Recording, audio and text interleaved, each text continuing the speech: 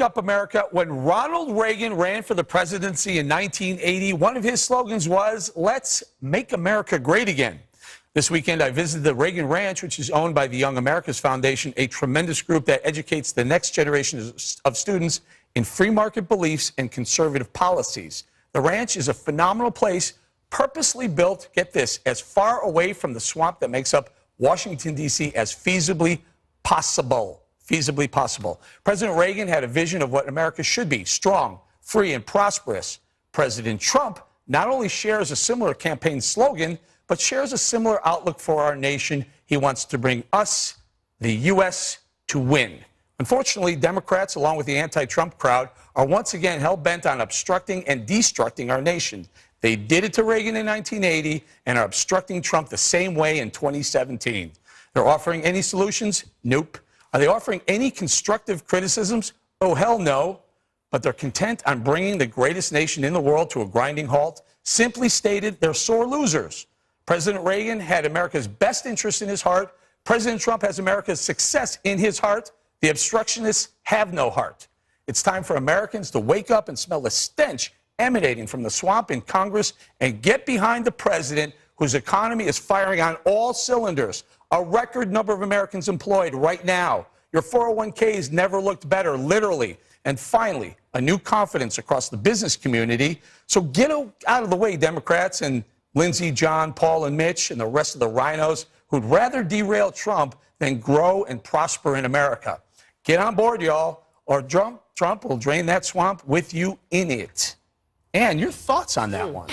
You might like that one. Well, although I didn't disagree with anything you said there, except one thing. Oh, one big difference with Reagan was Republicans were on Reagan's side. Right. Trump really has his entire party against him. They aren't part of his agenda.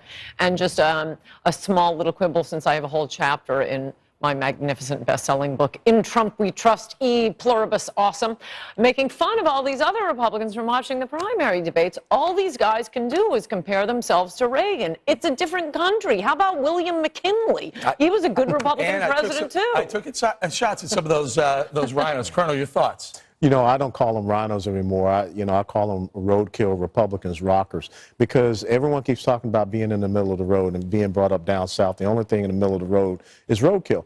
You know, when you have a Republican Party that is agreeing with the expansion of Medicaid, agreeing with keeping taxes from Obamacare, which is killing, the success of our business. When you finally get Paul Ryan to say, I'm going to back away from this border adjustment tax, why would Republicans come up with a border adjustment tax? Healthcare, Colonel, is a great example. People are really ticked off at these rhino Republicans.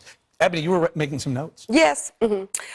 I put down here obstruction and question mark because, yes, Eric, you're absolutely right. Of course they're obstructing him. And again, this sounds so similar to President Obama in 2008, 2009. Oh, my gosh, they're obstructing me. I can't believe it. What did you really expect? Unfortunately, you would think ideally that everybody would want the same common interest of American success, but you don't. We live in a country so deeply divided among the partisan lines and the political lines that the obstruction has got to be anticipated, Eric. So at this point, I hear you, but I just would want President Trump, like I asked President Obama to do, expect the obstruction, and you still have to lead. The surprise cat for me was the obstruction coming, as Colonel points out, from the right, from Trump's right. I think that, yeah, of course, but I don't think it was really surprising because a lot of people were very, very upset that he was the nominee.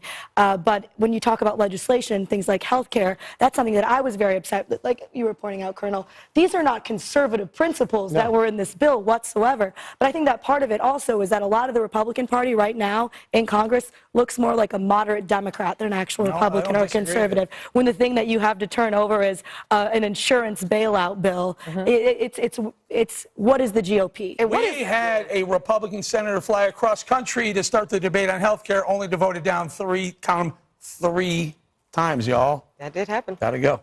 Up next.